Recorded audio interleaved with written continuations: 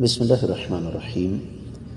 معزز خواتین حضرات، السلام علیکم ورحمۃ اللہ وبرکاتہ۔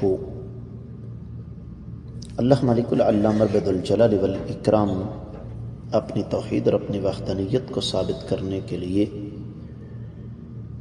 اپنی کلام مقدس قرآن مجید میں مختلف انداز و مختلف اسالیب اختیار کرتے ہیں، اور ان میں سے ایک یہ بھی ہے کہ اللہ تعالی اپنی نعمتوں کا تذکرہ کر کے بندوں کے ذہن میں یہ سوال پیدا کرتے ہیں کہ کیا اللہ کے سوا کوئی یہ کام کر سکتا ہے۔ آج کا سبق اسی سلسلے کی ایک کڑی ہے۔ آئیے سب سے پہلے آیت مبارکہ کی تلاوت کرتے ہیں۔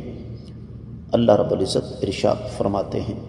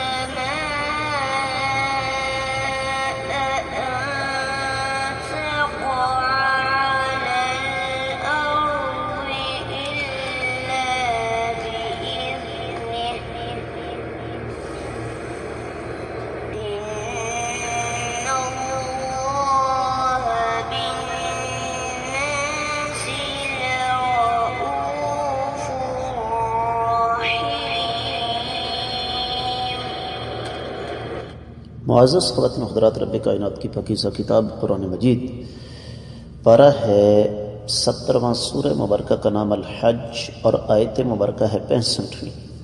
اللہ رب العزت ارشاد فرماتے ہیں، الم ترى، کیا آپ نے نہیں دیکھا، ان اللہ، بلا شبہ اللہ رب العزت، سخر، مسخر کر چکے ہیں، لکم، تمہارے لیے، ما، جو بھی ہے، فی الارض، زمین میں، والفلک، اور کشتیاں، تجری، چلتی ہیں، فی البحر، سمندر میں، بے امرہ، اللہ تعالیٰ کے حکم سے، وَيُمْسِكُ، اور تھامتے ہیں اللہ رب العزت، السماء، آسمانوں کو، ان تقع، یہ کہ وہ کہیں گر نہ پڑیں، علی الارض، زمین میں، الا، مگر، بإذنہ، اللہ تعالیٰ کے حکم سے، ان اللہ، بلا شبہ اللہ رب العزت، بالناس، لوگوں کے ساتھ، لرؤوف، نرمی کرنے والے ہیں، رحیم، رحم کھانے والے ہیں۔ بامحاورہ ترجمہ سماعت فرمائیے گا، کیا آپ نے نہیں دیکھا کہ اللہ ہی نے زمین کی تمام چیزیں تمہارے لیے مسخر کر دی ہیں، اور اللہ تعالیٰ کے حکم سے ہی پانی میں چلتی ہوئی کشتیاں ہیں، اور وہی رب کائنات آسمان کو تھامے ہوئے ہیں کہ زمین پر اللہ کی اجازت کے بغیر کہیں گرنا پڑے، اور بلا شبہ اللہ رب العزت لوگوں پر شفقت اور نرمی کرنے والے اور مہربان ہیں۔ معمول کے مطابق سب سے پہلے ہم اس آیت مبارکہ کا جائزہ لیں گے تفسیر ابن کثیر کی روشنی میں۔ معزز خواتین حضرات، امام ابن کثیر رحمۃ اللہ علیہ فرماتے ہیں کہ یہ جو یہاں پر اللہ نے فرمایا کہ اللہ تعالیٰ نے زمین کی ہر چیز تمہارے لیے مسخر کرتی ہے، ان میں حیوان، جمادات، کھیتیاں، پھل، ہر چیز آتی ہے، جس طرح کہ سورۃ الجاثیہ کی 13ویں آیت مبارکہ امام ابن کثیر رحمۃ اللہ علیہ نے نقل فرمائی، وَسَخَّرَ لَكُم مَّا فِي السَّمَاوَاتِ وَمَا فِي الْأَرْضِ جَمِيعًا مِّنْهُ، یعنی یہ اللہ تعالیٰ کا احسان، فضل اور اس کی کرم نوازی ہے کہ رب کائنات نے تمہارے لیے کشتیاں مسخر کر دیں جو اللہ تعالیٰ کے حکم سے سمندر میں چلتی ہیں۔ وہاں پر جو حالات ہوتے ہیں کہ سمندر کی موجیں جو کہ کئی 100 فٹ بلند ہوتی ہیں، ان موجوں کو چیرتی ہوئی اللہ تعالیٰ کے حکم سے ہواؤں کے ساتھ تمہارے لیے نفع مند ثابت ہوتے ہوئے یہ کشتیاں چلتی ہیں، جن کے ذریعے تم ضرورت کی چیزیں ایک جگہ سے دوسری جگہ پہنچاتے ہو۔ اور پھر رب کائنات آسمانوں کو تھامے ہوئے ہیں کہ کہیں زمین پر نہ گر پڑے، ورنہ اللہ تعالیٰ ابھی حکم دیں تو یہ زمین پر آ گرے اور تم سارے کے سارے ہلاک ہو جاؤ، تم سارے کے سارے موت کی گھاٹ اتر جاؤ۔ اور پھر جو اگلی بات ہے کہ اللہ رب العزت لوگوں کے ساتھ نرمی اور شفقت کرنے والے ہیں۔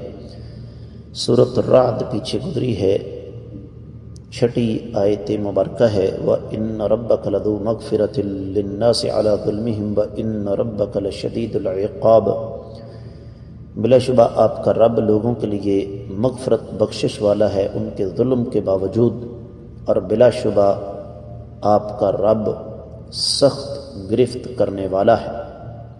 یعنی اسی ذات بابرکات نے تمہیں پیدا کیا ہے، اسی ذات بابرکات کے حکم سے تمہیں موت آئے گی، اور پھر اسی ذات بابرکات کے حکم سے تم دوبارہ اٹھائے جاؤ گے۔ تفسیر ابن کثیر میں جو کچھ بیان ہوا وہ اتنا ہی، دیگر کتب تفاسیر کا جائزہ لیا جائے تو اہل علم یہ ارشاد فرماتے ہیں، خاص طور پر امام ابن جریر، امام رازی، امام قرطبی، اور پھر مادی قریب میں ابن عاشور اور امام سعدی رحمہم اللہ، کہ رب کائنات نے ہر چیز کو تمہارے لیے حقیر بنا دیا، جیسے جانور، درخت، نہریں، اور تمہیں مختلف قسم کے فائدے اٹھانے کی توفیق عطا فرمائی۔ اس کی تفصیلات میں جانے کی ضرورت نہیں کہ انسان جانوروں سے، درختوں سے، دریاؤں سے، نہروں سے کیسے کیسے فائدہ اٹھا رہا ہے۔ اس پر تھوڑا سا غور کرنے سے ہر بات روز روشن کی طرح عیاں ہو جاتی ہے۔ پھر فرمایا وَالْفُلْكَ تَجْرِي فِي الْبَحْرِ بِأَمْرِهِ، کہ کشتیاں پانی میں اللہ تعالیٰ کے حکم سے چلتی ہیں۔ امام ابن جریر وغیرہ ارشاد فرماتے ہیں کہ اللہ تعالیٰ نے تمہیں عقل، فہم، ادراک اور شعور عطا فرمایا، تم نے کشتیاں بنائیں، اور اس کی قدرت کاملہ ہے کہ ان پر تم ٹنوں وزن ڈالتے ہو، اپنا سامان ان پر ڈالتے ہو، اور ایک جگہ سے دوسری جگہ وہ لے کر جاتی ہیں۔ یہ دراصل معزز خواتین و حضرات چیلنج ہے نا اللہ تعالیٰ کی طرف سے کہ کیا اللہ کے سوا کوئی اور تمہارے لیے زمین کو مسخر کر سکتا ہے؟ میں ایک مثال یہاں پر دوں گا۔ رب کائنات انسان کو اس کی اوقات پہ یاد دلاتے ہیں۔ ذرا گوگل پر جا کر امیزون فارسٹ، امیزون کا جنگل سرچ کیجئے، اس کی لمبائی کتنی ہے، کتنے ملکوں میں پھیلا ہوا ہے، اور دلچسپ بات یہ ہے کہ سائنسی دور میں، ترقی یافتہ دور میں انسان 10% سے زیادہ اس جنگل کے بارے میں کچھ نہیں جانتا، اور وہ ہزاروں میلوں پر پھیلا ہوا ہے۔ تو یہ اللہ تعالیٰ کی طرف سے چیلنج ہے کہ اپنے معبودان باطلہ کو لاؤ، میں نے اتنا بڑا جنگل پیدا فرمایا، اور اس جنگل کا صرف 10% تمہاری دسترس میں ہے، یہ جتنے تمہارے بابے شابے ہیں، یہ جتنے تمہارے باطل معبود ہیں، ان سے کہو کہ بتائیں اس امازون کے جنگل میں کتنے قبائل آباد ہیں، وہ کیا کر سکتے ہیں؟ پھر کشتیوں کا معاملہ ہے، پھر آسمانوں کی بات ہے۔ اس حوالے سے بھی امام ابن جریر، امام بغوی، امام قرطبی، امام بیضاوی اور پھر اسی طریقے سے امام ابو حیان، یہ تمام کے تمام مفسرین کرام فرماتے ہیں کہ رب کائنات کی قدرت ہے کہ اللہ تعالیٰ نے بغیر ستون کے اتنے بڑے آسمان کو تھام رکھا ہے، اور جب تک اللہ تعالیٰ کا حکم نہیں ہوتا یہ نہیں گر سکتا۔ جس طرح سورہ فاطر کی 41ویں آیت مبارکہ ہے، ان اللہ یمسک السماوات والارض ان تزولا ولئن زالتا ان امسکہما من احد من بعدہ۔ رب کائنات نے آسمانوں اور زمین کو تھام رکھا ہے کہ کہیں وہ گر نہ پڑیں، اور اگر یہ گر پڑے تو کیا اللہ کے سوا کوئی اور ان کو تھام سکتا ہے؟ جواب بالکل واضح ہے۔ اور فرمایا ان اللہ بالناس لرؤوف الرحیم، اللہ تعالیٰ لوگوں پر شفقت، نرمی، محبت کرنے والے مہربان ہیں۔ امام ابن جریر، امام قرطبی وغیرہ اس بات کا جزم فرماتے ہیں کہ اللہ تعالیٰ کی یہ رحمت ہے کہ رب کائنات نے انسان کے لیے یہ تمام کی تمام چیزیں مسخر کر دی ہیں، مطیع کر دی ہیں، فرما بردار کر دی ہیں۔ معزز خواتین و حضرات، وحدت و تفسیر میں لفظ تسخیر کی وضاحت کی گئی ہے۔ تسخیر سے مراد یہاں یہ نہیں ہے کہ انسان پہاڑوں کو اپنا تابع دار بنا لے، انسان دریاؤں کو اپنا تابع دار بنا لے۔ اس سے مراد دراصل میں یہ ہے تسہیل الانتفاعی، کہ انسان کے لیے فائدہ اٹھانا اللہ نے آسان کر دیا۔ جس طرح آپ یہ دیکھیں کہ اونٹ ہے، گھوڑا ہے، گائے ہے، بھیڑ بکری ہے، یہاں تک کہ ہاتھی ہیں، یہاں تک کہ شیر اور چیتے ہیں۔ انسان طاقت میں تو ان کا مقابلہ نہیں کر سکتا، لیکن ایک کام انسان کر سکتا ہے کہ اپنی عقل، فہم، ادراک اور شعور کو استعمال کر کے ان سے فائدہ اٹھا سکتا ہے۔ اور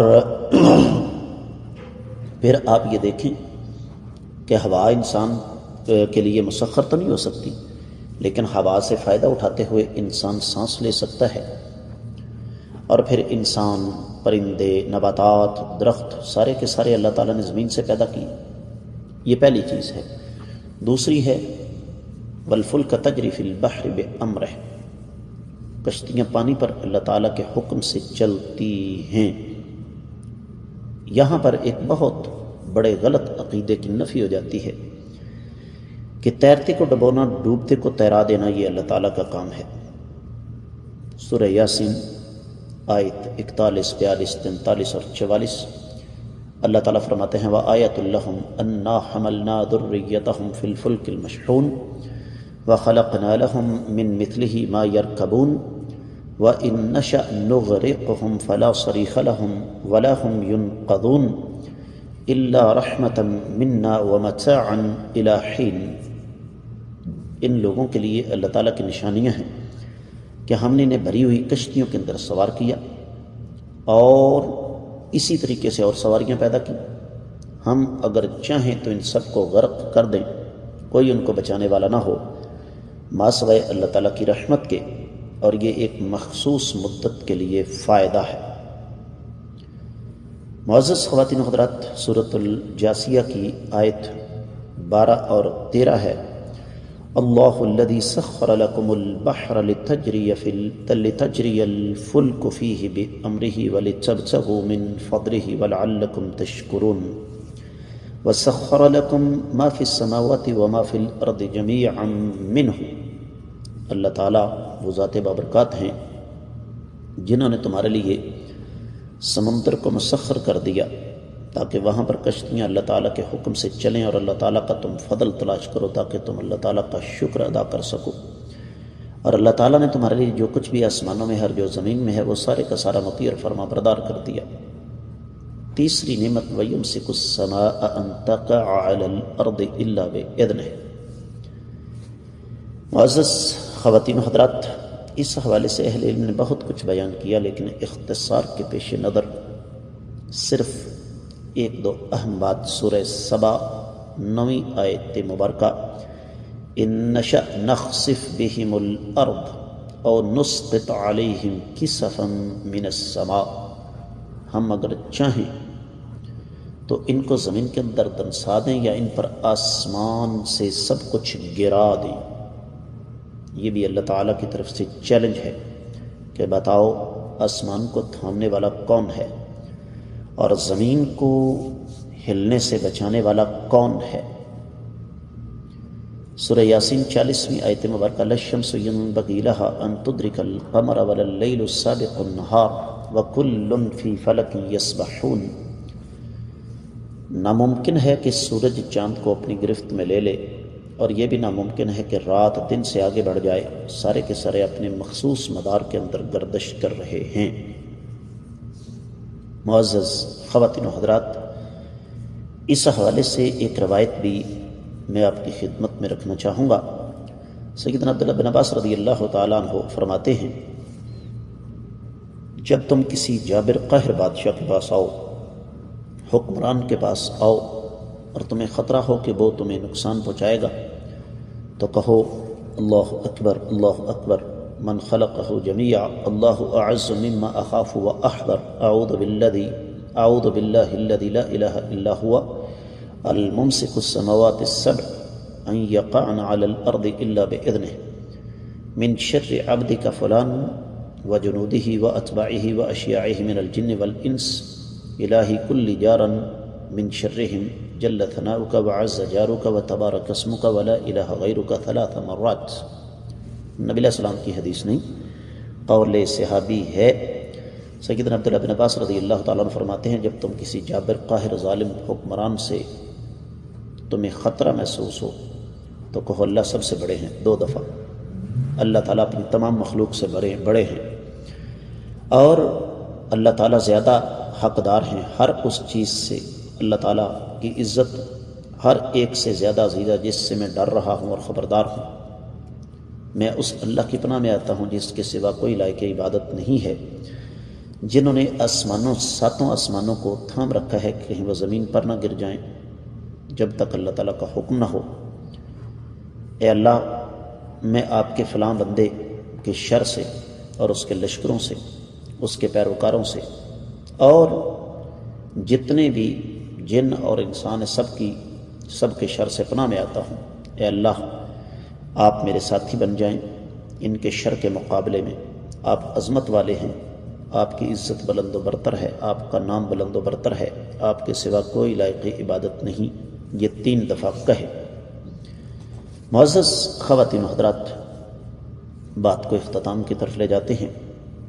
تفسیر المراغی وغیرہ میں یہ لکھا ہوا ہے کہ رب کائنات نے دراصل اس آیت مبارکہ میں 3 بے مثال نعمتوں کا تذکرہ فرمایا، اور تذکرہ فرمانے کے بعد بین السطور ڈکے چھپے لفظوں میں چیلنج کر دیا اہل شرک کو کہ جن کو تم اللہ کے مقابلے میں بطور معبود کھڑا کرتے ہو، اگر وہ کچھ کرنے کے قابل ہیں تو بتاؤ کہ جو چیزیں اللہ نے تمہارے لیے ابھی تک مسخر نہیں کی، کیا وہ ان کو کر سکتے ہیں؟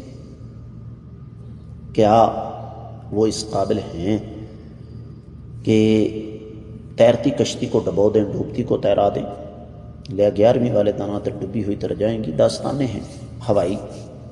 اور پھر کوئی اللہ کے سوا آسمانوں کو تھامنے والا ہے؟ جواب یقینی طور پر نفی میں ہے۔ تو پھر اس کا ایک ہی علاج ہے کہ انسان اللہ تعالیٰ کی توحید اور اللہ تعالیٰ کی وحدانیت کو مان کر شرک کو چھوڑ دے۔ اس کے ساتھ ہی اس آیت مبارکہ کی مختصر تفسیر مکمل ہوتی ہے۔ میں آپ لوگوں سے خصوصی طور پر گزارش کروں گا کہ ان اسباق کو صدقہ جاریہ سمجھ کر زیادہ سے زیادہ آگے نشر فرمائیں، تاکہ قرآن و حدیث کی ترویج و اشاعت کا یہ سفر تیز رفتاری کے ساتھ جاری رہے۔ کامنٹ سیکشن میں آپ کی قیمتی خیالات کا انتظار رہے گا۔ آج کے سبق سے اجازت دیجیے۔ السلام علیکم ورحمۃ اللہ وبرکاتہ۔